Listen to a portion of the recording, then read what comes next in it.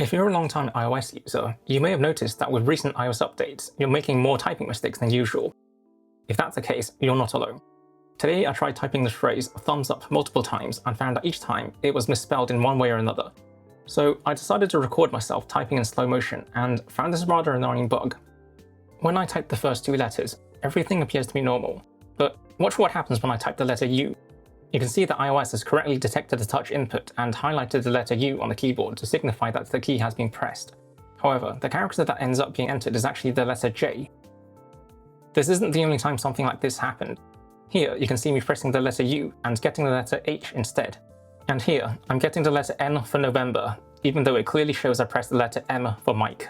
This problem isn't device-specific either, since I've been able to replicate it on multiple iPhones all running the latest public release of iOS 26.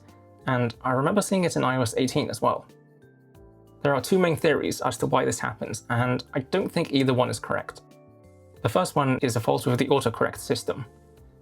We know that Apple has tweaked how autocorrectors work with each major iOS update, but the reason why I don't think this is the case is because this bug happens even if I disable autocorrect. And also, autocorrect is only supposed to trigger when I press the spacebar at the end of the word, not in the middle. For example, if I intentionally misspell the word hello, you can see that it's suggesting the autocorrection, but it hasn't swapped it out yet until I press the spacebar. So that's not the reason why. The other theory is the keyboard touch targets feature.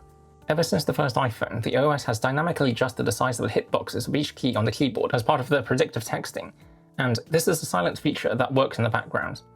The reason why I don't think this is the culprit is because you can clearly see the keyboard UI animations here showing what keys are being pressed, and the keys being detected are not the letters being entered. If it was because of faulty detection, you would expect the J key to be highlighted here, not U. At the end of the day, I suspect it's a fault of the OS itself, so that's something we can't fix by adjusting the settings ourselves. So the best thing we can do is just report it via the feedback app and wait for a bug fix in a future update. So yeah, it's not your fault you're messing up words, it's just Apple being Apple. Who knows? Maybe they're just trying to simulate the butterfly keyboard in software.